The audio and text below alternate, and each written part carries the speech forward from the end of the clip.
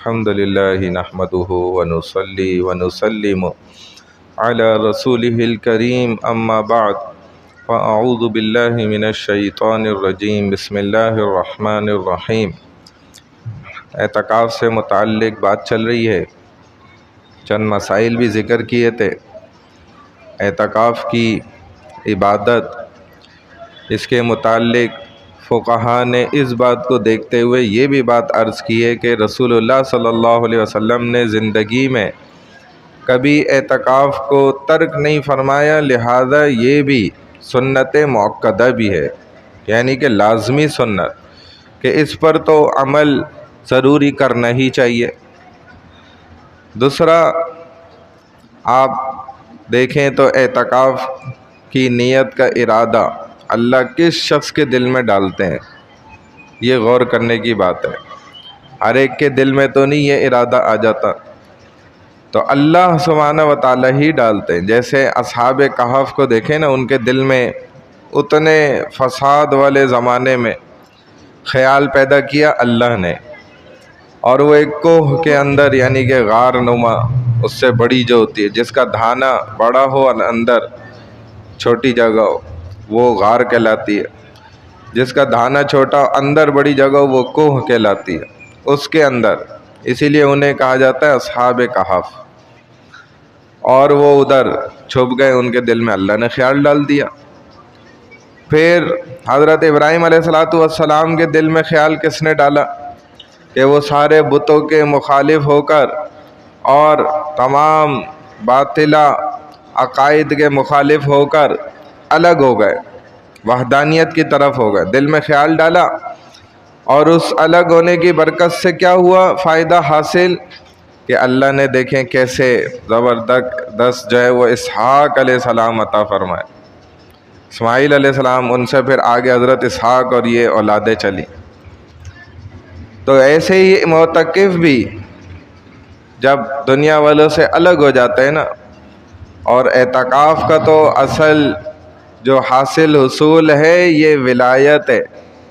اگر مل جائے کسی کو صحیح معنی میں، اگر اعتکاف کر جائے وہ، اور یہ بڑا دل پہ پتھر رکھ کے وہ کر سکتا ہے، اتنا آسان عمل نہیں ہے، کیونکہ حضور صلی اللہ علیہ وسلم تشریف لے گئے، نبوت کا دروازہ اللہ نے بند کر دیا، لیکن ولایت کا دروازہ بھائی کھولا ہوا ہے۔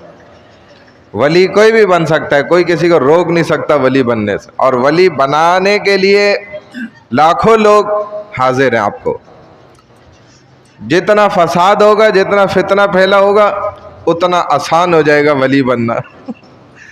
وہ مولانا حکیم اختر صاحب سے لوگ کہتے تھے نا، حضرت اس قدر بے پردگی ہو گئی، ایسے گناہ عام ہو گئے، بچنا محال ہو رہا ہے، کیا کریں؟ تو حضرت کیا فرماتے تھے کہ یہی تو سب سے بہترین بات ہو گئی کہ جس قدر گناہ کے دروازے کھلے ہوئے، جس قدر گناہ عام ہے، اتنا زیادہ اب تمہیں محنت کرنی پڑے گی، اتنا آسان ہو جائے گا راستے سیدھے کرنا۔ وہ علامہ اقبال بھی یہی تو کہتے ہیں نا کہ یہ جو مخالف ہوائیں چل رہی ہیں تو یہ تمہیں اونچا اڑانے کے واسطے چل رہی ہیں۔ جتنی بھرمار ہوگی فتنوں کی، اب یہ بندہ کیا کرتا ہے، دل میں ڈالا اللہ نے، اور ارادہ کر کے لوگوں سے الگ ہو کر، تو اب ضرور بے ضرور اگر صحیح معنی میں اس نے اعتکاف کر لیا نا، تو اس کو ولایت بھی مل سکتی ہے۔ بھائی کوئی چھوٹی بات نہیں ہے، بہت بڑی بات ہے۔ لیکن صحیح معنی میں اعتکاف کر تو جائے، پہلے یہ 9-10 دن صحیح سے گزار تو جائے، کھانا پینا اس کا کوئی کم نہیں ہوگا، اللہ ایسا دیں گے نا بس بس کرے گا۔ لیکن کرنا کیا ہے، برداشت، صبر، تحمل، ایک دوسرے کے الٹ مزاج کو چپ کر کے سہ جانا، برداشت کر جانا، اور اف نہ کہنا۔ یہ کتنی بڑی بات ہے، یہ میں الفاظوں میں تو ایسے ہی کہہ گیا، آپ نے سن لیا، لیکن جب یہ کرنے کا وقت آتا ہے نا، تب اوقات سامنے آتی ہے۔ میں اپنی بات کر رہا ہوں، تب سامنے آتا ہے کہ میں کیا چیز ہوں۔ تو اگر تو بھائی یہ درجے اور مرتبے حاصل کرنے، تو پھر جو ہے نا یہ کڑوے گھونٹ جو ہے نا مسلسل پینے پڑیں گے۔ تو بہرحال اللہ تعالیٰ ہم سب کو ان باتوں پہ عمل کرنے کی توفیق عطا فرمائے۔ الحمدللہ رب العالمین والعاقبۃ للمتقین والصلاۃ والسلام علی سید الانبیاء والمرسلین نبینا محمد وعلی آلہ واصحابہ اجمعین یا ارحم الراحمین۔ جتنے بھی مسلمان پریشان حال ہیں جہاں کہیں بھی ہیں یا اللہ سب کی پریشانیوں کو دور فرما دیجیے۔ بیمار حال ہیں تمام کو صحت شفائے کاملہ عاجلہ مستمرہ دائمہ نصیب فرما دیجیے۔ ہمارے دوست بھائی محمد ظہیر صاحب کا جو انتقال ہوا آج، ان کی بھی مغفرت کی دعا کرے، اللہ تعالیٰ ان کی خوب مغفرت فرما دے۔ یا اللہ ان کے تمام سیئات کو حسنات میں تبدیل فرما دے۔ یا اللہ ان کے درجات کو خوب بلند فرما دے۔ یا اللہ ان کے گھر والوں کو صبر جمیل عطا فرمائیے۔ یا اللہ ایسے ہی خاور بھائی کے والدہ کا انتقال ہوا، ان کے بھی درجات کو خوب بلند فرما دیجیے، ان کی قبر کو نور سے منور فرما دیجیے۔ یا اللہ جنت کا پروانہ انہیں عطا فرما دیجیے۔ یا اللہ ان کے گھر والوں کو صبر جمیل عطا فرمائیے۔ یا اللہ جتنے بھی ہم مسلمان ہیں، اللہ ہمارے والدین عزیز و اقارب رشتہ دار اس دنیا سے رحلت فرما چکے، ان تمام کی مغفرت فرما دیجیے، سب کے درجات کو خوب بلند فرما دیجیے۔ یا اللہ رسول اللہ صلی اللہ علیہ وسلم کا پڑوس عطا فرما دیجیے۔ یا اللہ اپنا دیدار رسول اللہ صلی اللہ علیہ وسلم کا دیدار نصیب فرمائیے، آپ کی شفاعت نصیب فرمائیے۔ یا اللہ رمضان کے چند ایام باقی ہیں اور 2 تقریباً طاق راتیں باقی ہیں۔ یا اللہ ان ایام میں یا اللہ ہم سے اب تک جتنی کوتاہیاں کمیاں ہوئی ہیں یا اللہ ان کو پورا کرنے کی توفیق عطا فرما دیجیے۔ یا اللہ صحیح معنی میں اپنی مغفرت اس مہینے میں کروانے کی توفیق عطا فرما دیجیے۔ یا اللہ جو اس ماہ رمضان اس مبارک مہمان کا حق تھا یا اللہ وہ ہم ادا نہ کر سکے، یا اللہ اس جرم عظیم پر ہم سب کو معاف فرما دیجیے۔ یا اللہ بقیہ جتنے بھی ایام رہ گئے یا اللہ ان کو اچھے انداز میں گزارنے کی توفیق عطا فرما دیجیے۔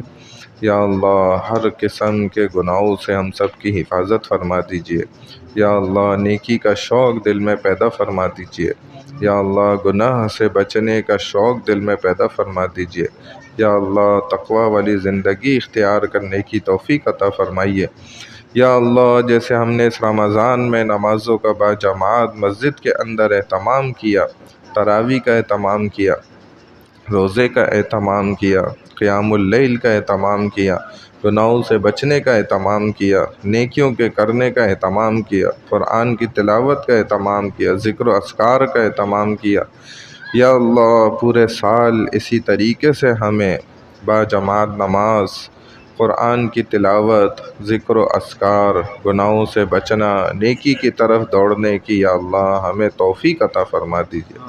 یا اللہ دین کی محنت کے اندر لگنے کی توفیق عطا فرمائیے، دین کا علم سیکھنے کا شوق پیدا فرما دیجیے۔ یا اللہ دین کا علم سیکھنے کا شوق پیدا فرما دیجیے۔ یا اللہ دین کے سیکھنے کا علم سیکھنے کا شوق پیدا فرما دیجیے۔ یا اللہ جہالت کے اندھیروں سے ہم سب کو نکال دیجیے۔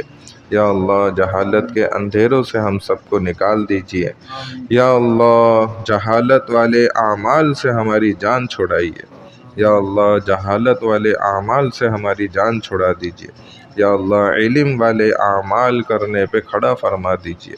یا اللہ رسول اللہ صلی اللہ علیہ وسلم نے جتنی خیریں، برکتیں، وسعتیں، رحمتیں اپنے لیے اس امت کے لیے مانگی، اللہ ہمارے حق میں ان کو پورا فرما دیجیے۔ جن جن شرور سے آپ نے پناہ چاہی، امت کے لیے پناہ مانگی، اللہ ہم سب کو اس سے پناہ عطا فرما دیجیے۔ ہماری تمام دعاؤں کو، نیک حاجات کو اپنی بارگاہ عظیم میں قبول و منظور فرما دیجیے۔ سبحان اللہ و بحمدہ، سبحانک اللہم و بحمدک، نشہد ان لا الہ الا انت، نستغفرک و نتوب الیک، نستغفرک و نتوب الیک، نستغفرک و نتوب الیک، برحمتک یا ارحم الراحمین۔